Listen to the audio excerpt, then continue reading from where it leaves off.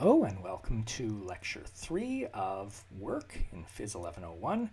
And in this lecture we're going to go back to this idea of a system and talk about whether our system's energy is conserved and what the criteria are for it. And we're going to have to go back to thinking about forces and whether they're internal and external. Some time ago we saw this idea of a system, where we divide everything there is into the things we're interested in, which we call our system, and everything else, which we call our environment. And crucially, we call forces that objects in the system exert on each other. So in this case, I've got a system consisting of objects A and B, and A exerts Fa on B, and B exerts Fb on A. We call those internal forces. And of course, there can be more than two objects in our system, but no matter how many objects we have in our system, the forces that they exert on each other are internal forces. And then forces that are exerted by objects in the environment on things in the system are called external forces. Now we come back to this idea of an isolated system, which we saw when we were studying momentum. We know that forces cause the momentum of objects to change. But all the internal forces in a system have to add up to zero. That's Newton's third law. And so it's only the external forces that change the system's momentum. And so if all those external forces add up to zero, the system's momentum is conserved. It doesn't change. If the sum of all the external forces acting on the system is zero, then the momentum of the system is a constant. That's the law of conservation of momentum. And we call a system like that isolated. And as I pointed out when we were studying momentum, most real systems we think about are not truly isolated, but often we can approximate them as isolated, and that's useful. That's what determines when a system's momentum is conserved. When is its energy conserved? Now, you'll often hear that energy is always conserved, and that is strictly true. But what we really mean by that is that the total energy of the universe is always conserved. So no matter what system you choose, the energy of the system plus the energy of the environment can't change. That's interesting, kind of cool, but when you're trying to solve a problem, it's not necessarily all that useful. So you need to be able to assess whether your system's energy is conserved. Well, we know that forces can do work. An internal force, when it does work, it causes transformations among the types of energy that are in the system. We've seen this when gravitational forces inside the system do work, they cause changes in gravitational potential energy. When springs do work, they cause changes in spring potential energy. But now external forces are going to cause energy to be transformed either from types of energy in the system into some type of energy outside the system, or the other way around. But in any case, they're causing energy to be transferred into or out of the system. So here's a picture of this, just a conceptual picture. Internal forces, forces between objects in the system, cause transformations between types of energy, where we think of these types of energy as being inside the system. And we've seen some energies we call mechanical energy. Those are the kinetic energy and all the potential energies. And those transformations are generally two-way. And friction forces and other forces as well will tend to turn mechanical energy into thermal energy. It turns out it's possible to turn it back, but it's often difficult. So for now, I'm still drawing this as a one-way arrow. But on the other hand, when we have forces due to objects outside the system, and those forces do work, then they will transfer energy from the environment into the system, or from the system out to the environment. Let's see a simple example of this, and it's one we've already looked at before, and at that time we didn't really have the tools to think about it properly. So You have a book in your hand, it's stationary. You raise it some distance, and now you hold it at rest at the new height. We should define our system, and from now on we should be quite careful about defining our systems. I'm going to define it as the book and the earth, and this might strike you as rather strange. Why am I including the earth, but not including the person who's lifting the book? Well, the answer is that I want the gravitational force, the weight, which is exerted by the earth, to be inside the system, because then I know how to deal with it. All it does is transform types of energy to or from gravitational potential energy. And so I can track all the work done by the weight by looking at the change in gravitational potential energy. But see, I don't know how to define a person potential energy. There's actually no such thing.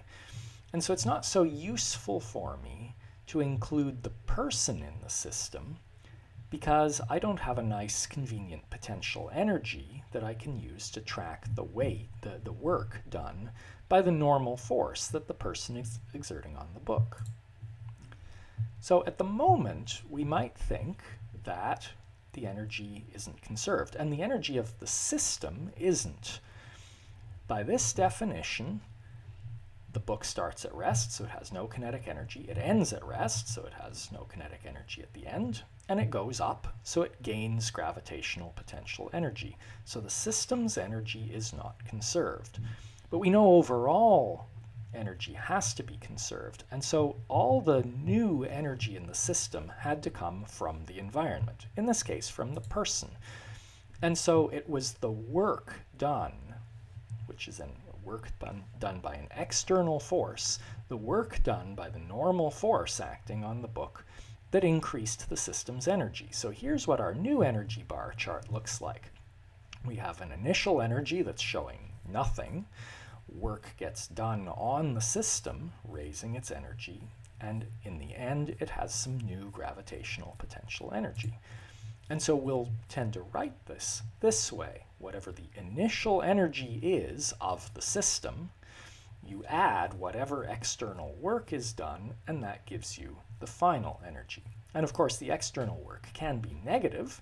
The system can be giving energy to the environment.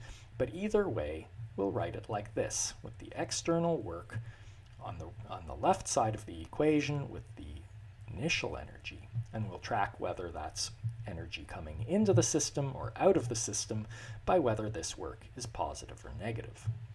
So now we can come back to this question of when a system's energy is conserved. In our original definition of isolated, if the external forces add to 0, that's isolated. Well, certainly if all the external forces add up to 0, then the work that they do on the system also adds up to 0. And so if the external forces add up to 0, the system's energy will be conserved. But it's actually possible for the external forces to do no work, even if they don't add up to 0. So we're going to see some examples of that.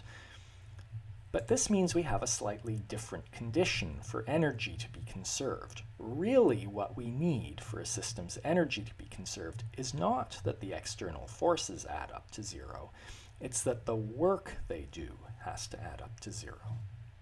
Let's start with a simple example that we've already seen. So here's the roller coaster going down the hill. And we already know what the energy bar chart is going to look like, but let me be a little more specific. I'm going to define the system to be the cart and the earth. And the cart, I include the person.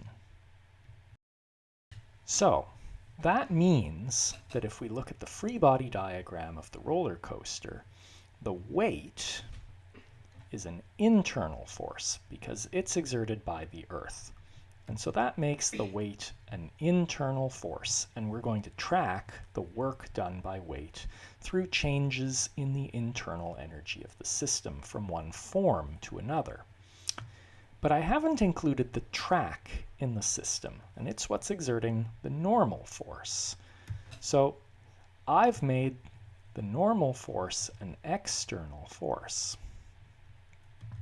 However, as we discussed in the last lecture, that normal force is doing no work. And so we know how this turns out.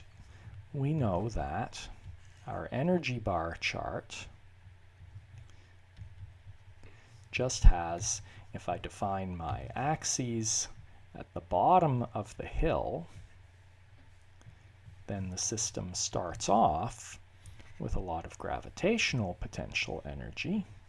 And because I started it moving, it has some kinetic energy, and it ends up with a lot of kinetic energy. And the only external force is that normal force, and we know it does no work because it is perpendicular to the direction of motion at all moments, and so the system's energy is conserved. But now look at what's going on. The sum of the external forces is not zero. That normal force is the only external force. And that single force certainly cannot add up to zero. So this system is not isolated for purposes of momentum. But if we're talking about energy, the system is isolated.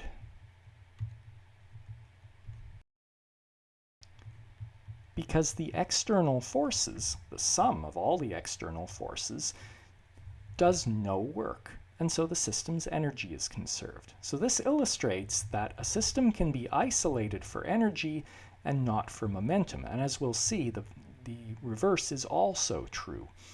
So I'm going to give these different names. Unlike everybody else, I'm going to give these different names. I'm going to call being isolated for purposes of momentum strictly isolated. But when we're talking about whether work is done by the external forces, I'll call that energetically isolated. Now let's look at a case that shows the opposite. Let's say we have two carts, A and B, and they're held together and there's a spring compressed in between them. And I'm going to define the system as cart A and cart B. But I'm not putting the spring in the system. Now I'll just comment, this is an unusual choice. For reasons that I'll explain, you most often do include springs in your systems. But we're not going to this time, just to illustrate this. So we release it. The spring pushes them both away. And because the spring force on either one just depends on the compression of the spring, at any instant the spring force that the spring is exerting on one cart is guaranteed to be equal to the spring force that it's exerting on the other cart. And we know there are no external forces other than those spring forces acting on the system. I mean, there's the normal and the weight, but we know those cancel and add up to zero, so who cares? So all we've got is these spring forces. So the sum of our external forces now is zero. This system is strictly isolated. However, because I didn't include the spring in the system, what we see now is the system starts with nothing, and it ends with a whole lot of kinetic energy, and that is because the spring, which is external, did a whole lot of work on the system. And so here is an example of the opposite of what we just saw. This is a system which is strictly isolated, but is not energetically isolated.